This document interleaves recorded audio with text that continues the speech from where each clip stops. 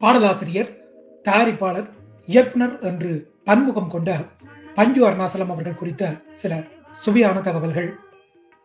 பஞ்சு அருணாசலம் அவர்கள் பாடலாசிரியராக அறிமுகமானது சாரதா திரைப்படத்திலே மணமகளே மருமகளே பாவா என்ற பாடல்.